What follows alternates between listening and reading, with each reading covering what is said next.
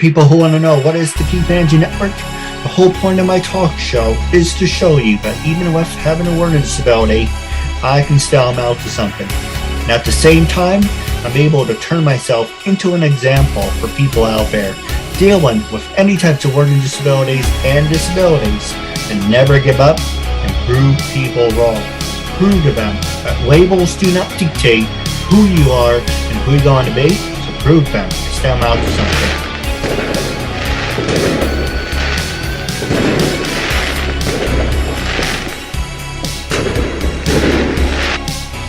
Hi, I'm Christine Padovan, also known as the Paladina, and I was interviewed by Keith Andrew for the Keith Andrew Network. Had a great time, and I hope you enjoyed this segment. Ladies and gentlemen, welcome to the Keith Andrew Network. It's 1020. That is right, 1020. I'm here with the beautiful and talented Ms. Christine Padovan, and I just want to say thank you for being on my show and being a supporter of my work for the past 10 years. So the first question I want to ask, well, one thing I do want to say to our audience is you are an owner. You are into voiceover actress. You are a book narrator, and you are also a radio host. Radio host, and yes, I with different social media, and then there is a national radio show on natural healing that will be premiering. It's going to be a weekly 1-hour show in 5 cities and encompassing about 28 million people to start. So yeah, pretty excited about that, and some of the new things that happened over the last 10 years or so that I'm bringing to the public's attention. So. No, absolutely. So the first question I'm going to ask you is the top 15 questions. You can ask me anything you want in between. They're all professional. So the first question I want to ask you is, what attracted you? I can't speak. That's why I put the glasses on. Help me with my social anxiety. What attracted you to begin your career? Oh, well, why don't I just explain a little bit, Keith, with some of what I've done over the years. Maybe I'll just do like a mini bio. Maybe we can then kind of bounce off of what we're talking about here. Let's see. I'm first generation American. So I'm first in my family, born in the United States. Italian parents from northern Italy. And so I have I guess you would say, a very global education with relatives in Europe, and of course, me and my sibs here, and growing up, as an American in the U.S. and of course, everything here, educated and all that.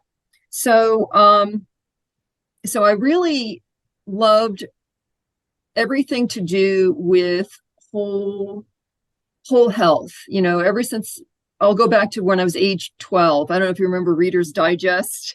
Yes. Reader's Digest, yeah, as a publication. And my mom, we had a subscription to it. So I'm a voracious reader. I'd be reading that like cover to cover. And I came across an article when I was 12 about why did certain heritage or nationalities not get fat. Like, why did African or people, like, say, in Asia really not get fat? And it talked about the foods, the foods that they were eating, whole grain, lots of fruits and vegetables and all that. And it was like this epiphany, because I'd always been, even since the day I could walk, I was very athletic and always wanting to, couldn't stop me, right? Bouncing bean, jumping bean off the wall and stuff. And so I was taking that information about the connection with nutrition and health, and but I was also interested in the mind, mental health as well. So that's why as I was doing everything with athletics and stuff, I also was studying psychology, and that's what I went to college for. I have a degree in psychology, my bachelor's, and I also did some clinical social work and internship with counseling. So, because to me, it's sound mind, sound body. It's like the whole emotion, mental, physical, spiritual aspect of the person. And I'm just kind of interested in everything. I then went into doing IT work at Merrill Lynch and the first local area network company in New York City, and did that, as a certified network engineer. So I'm also a geek. I'm very science oriented. So yeah, but then I also then got into the entertainment industry. That's where you know me from, with some industrials, commercials, a little bit of film and television, and then that kind of segued as I was doing that into voice work. So I voiced documentaries, commercials, and as you were mentioning, mainly audiobooks. I've got at least over 100 audiobooks under my name and a pseudonym. The recent being the Janet Yellen, our Secretary of State, biography called Empathy Economics, and that's the recent one that's on online right now. So I guess that kind of gives it, an answer to my background and stuff. So gives a little bit more to that. No, I agree with you 100%. Now, the question I was also going to mention, what attracted you to start your career, is there's so many subjects, and I don't want to repeat the same question over and over. So the first one I want to ask you is, you mentioned you created your own company. And I think that's really Yes. inspirational. So what can you tell our viewers Mm-hmm. about your company? Well, it's called Paladino International, and it started more as an umbrella for acting and voice work, because I'm not sure if you got that business side with some of the people you've interviewed over the years who are in the entertainment business. But after you are, making full-time income or looking to make it as a career, you do want to either do I guess say doing business as name, incorporate yourself, that kind of thing, and you're running it yourself as a business, right? So Paladino International started out that way for voice work, not just here in the States, but overseas as well, because the beauty of the internet, as you know, Keith, lets us be connected via technology. Right? People can do podcasts. They can even do technically commercials, TV shows, right?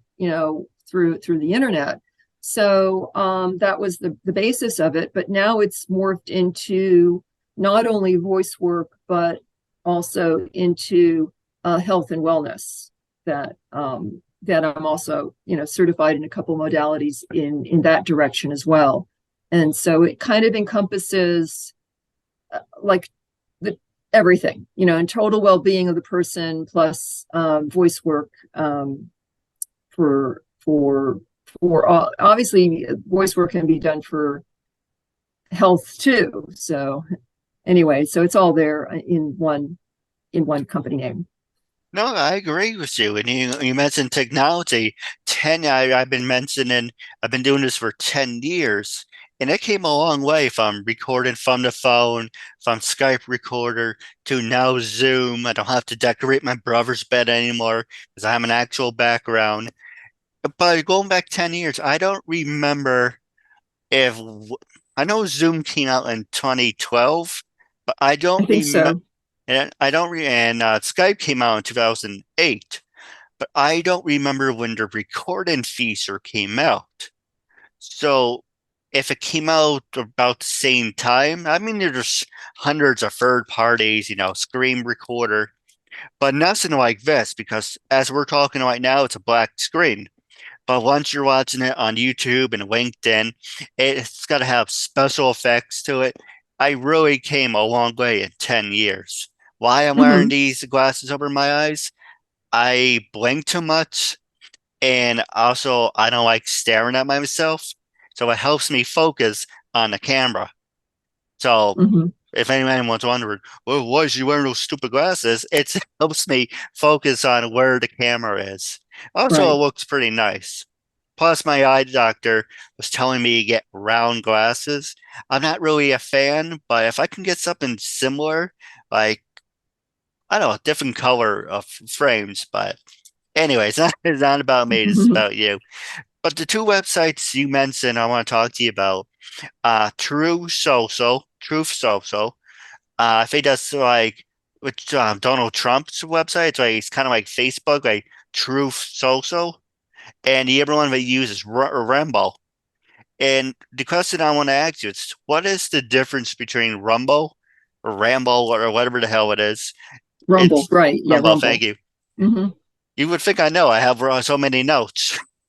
What's the difference between Rumble and YouTube? The biggest difference between Rumble and YouTube, and many people who do, I have a YouTube channel also, have noticed over the last, I would say, at least since 2020, since when COVID came out, broke out in the world. Maybe it was a little longer, but that's when I noticed that YouTube is policing more of content. So you may know Dr. Jordan Peterson. He's a well-known psychologist out of Canada, and he'd always, he posts just regular common sense stuff. It's nothing, nothing, what I mean, and even if someone is posting it as an opinion, you should be able to post it, right? Yeah. I mean, and let people make up their mind whether they want to believe it or they don't want to take that advice or whatever. And I post things that are all science based. I mean, it's not just woo woo, or it's not just me saying something and it not being true, right? And I would find that YouTube would say, oh no, you can't, and I'd have the science link and everything posted, and YouTube would say, oh no, that's misinformation. I was like, no, it's not, but that's what they would do. And that's why you see social media like rumble.com. You'll see Truth. That one, there is others, Gab, there's Substack, there's it's probably a whole host of different ones that I don't even know about. For letting people just post and free speech, that type of thing. And yeah, and that's the biggest difference. No, I agree with you. And the biggest thing about the free speech is it's great. I mean, you can say, not to sound like Trump or anything, it's great you can say anything you want. But you have to remember, sometimes people take that out of context.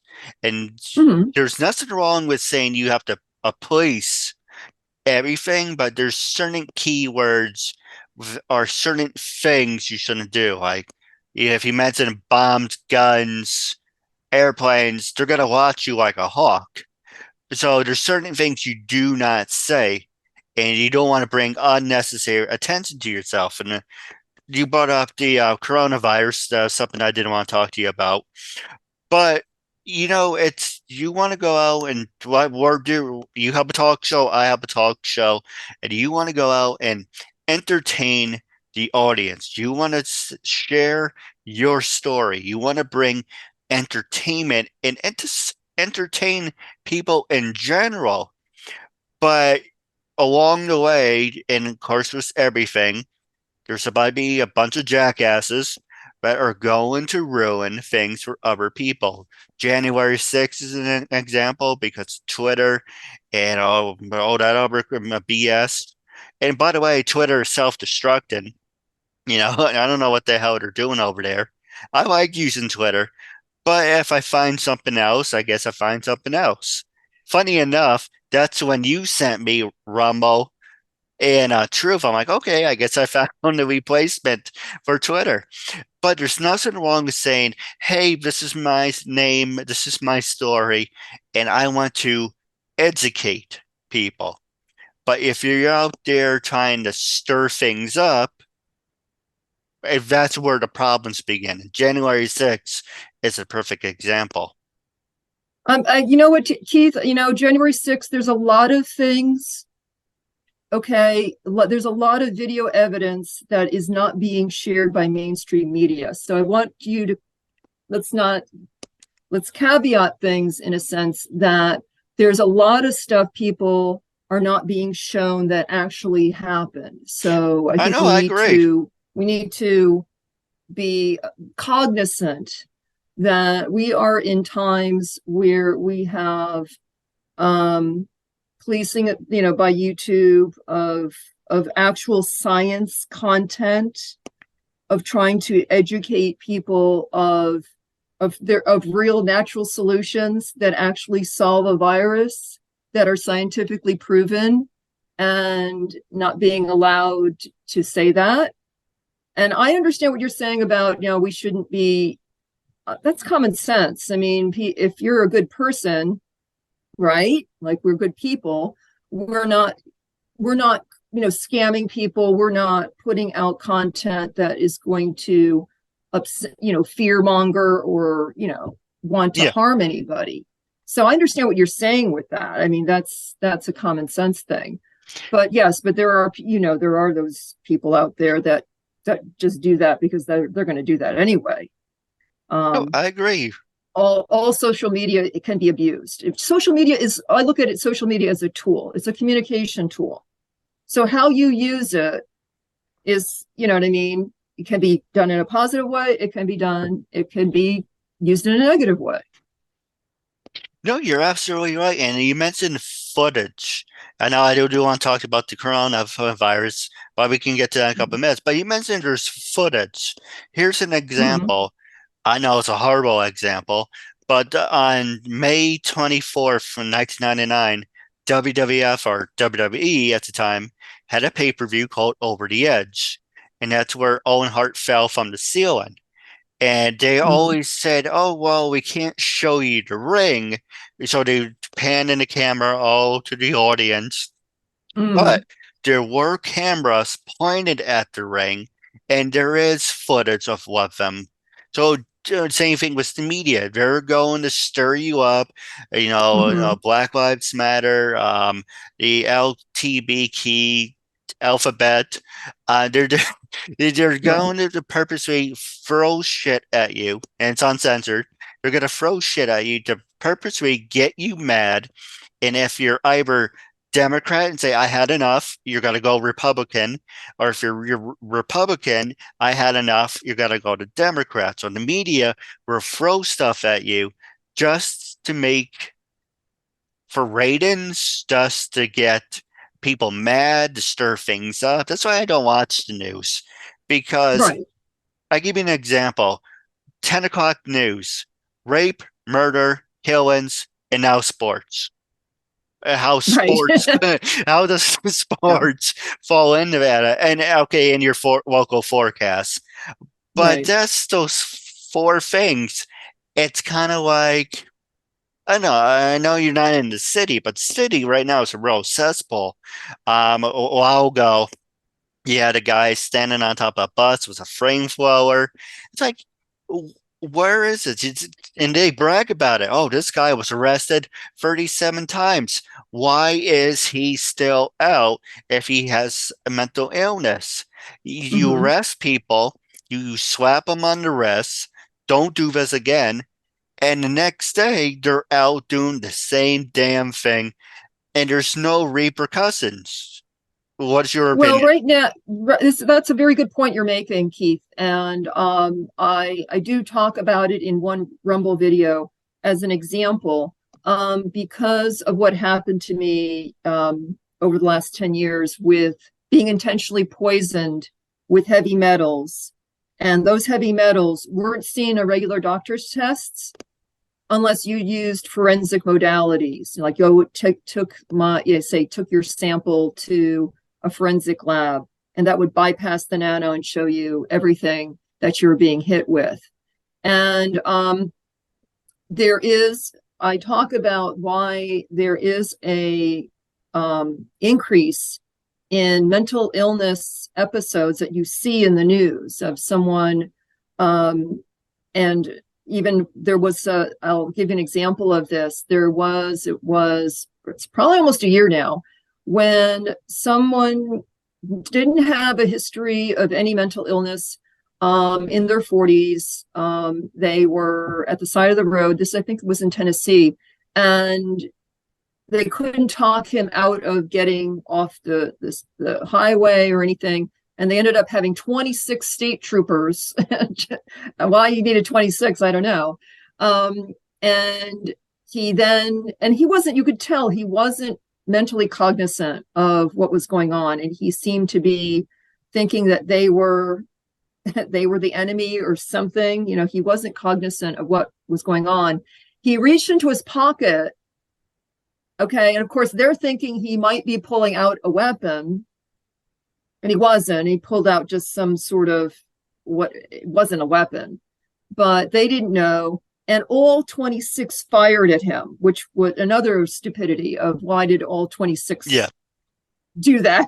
But they did give him the warning to please, whatever. And he just wasn't mentally clear to understand what was being said. And he's shot dead. Now, I talk about this a lot. I mean, we do have some proof, and I have that in a video where we got some forensic testing of random sample testing of the COVID shot manufacturers, of all of them. And there have been issues with some heavy metal and a little bit of chemical. And I'm not going to say, I can't politically point fingers because we don't have, full on, is it intentional or is it more of a manufacturing issue? I would like to think it's a manufacturing issue, rushing product to market. With all the craziness out there, as we know, I mean, it may be otherwise, but that is an increase, because I know from our experiences of being poisoned, those will also, interrupt your clarity, interrupt your mental clarity. So I think a lot of it is probably tied to that, besides just the increased stress level that people have right now with their finances and other things that are going on in the world. But I agree with you.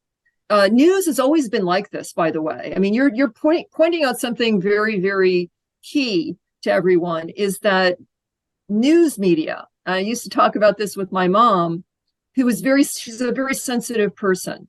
And we'd see the local news. And this goes back even to the 60s, right? You'd look at the local news for our area in New Jersey, which is part of the New York area, right? Where you are. And, somebody, a house fire or somebody, and my mom would get really upset because, of course, that's, it's sad, it's tragic. And even as a kid, I told her, I said, don't watch the news. I mean, I'm not happy either about that, but for us to do something about it, we have to stay positive, and we have to do things to make things positive, right? But yeah, I mean, most news media has been like that for decades. It's this guy who I didn't mean to interrupt, I apologize. That's okay. The guy who I interviewed says, if it bleeds, it leads. Or some stupid expression like that. But I want to ask you, with everything with the pandemic, do you think it's a blessing and a curse? Of course, it's a curse because all these people passed away. But before the pandemic, people always said, I wish I can stay home and do absolutely nothing, work from home, have everything shipped to your doorstep. And unfortunately, it's, if you're crippled, you have a disability, yeah, that's great. But there are some people I would like to socialize with, but there's some people I like to keep at arm's length. But the point I'm trying to make, has this given you the time to reflect on your life and given you a different outlook than normally you wouldn't have?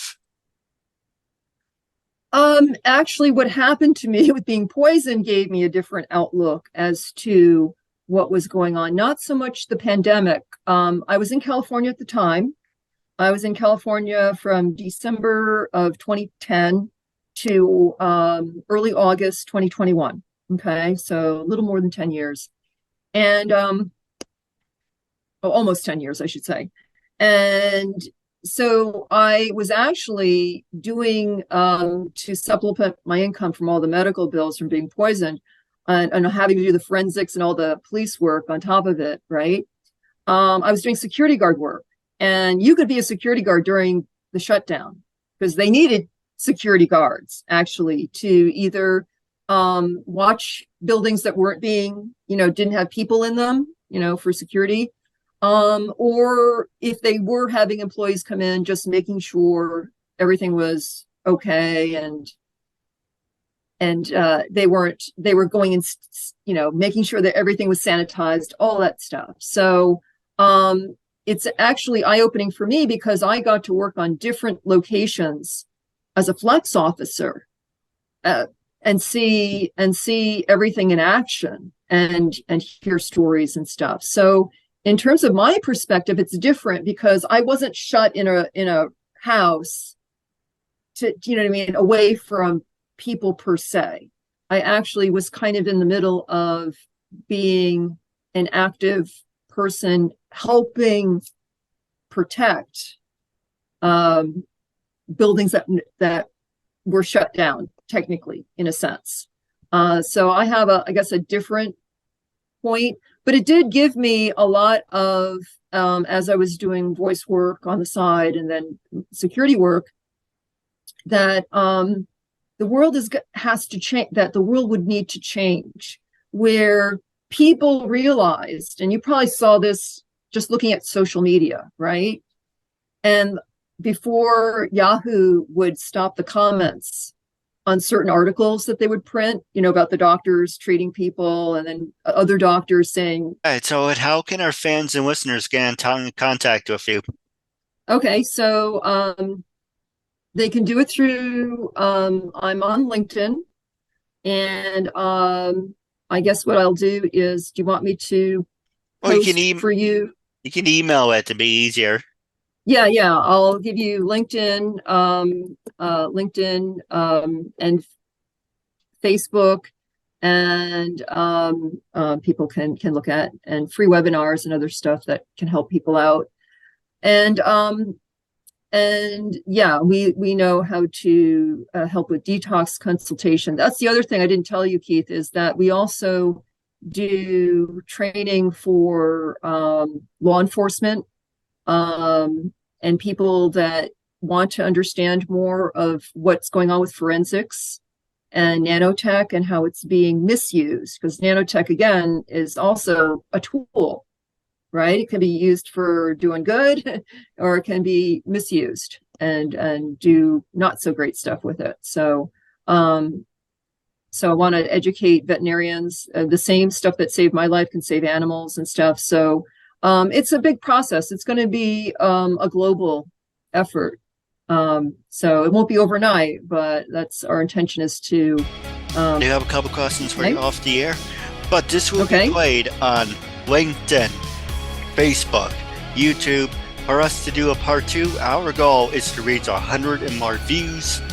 If you're watching, make sure to like, leave a comment. Both of us would love to interact with our fans. While wrapping up our interview, it was a real honor and privilege having you as a guest. Now till we meet again, catch you later. Thank you and have a good night.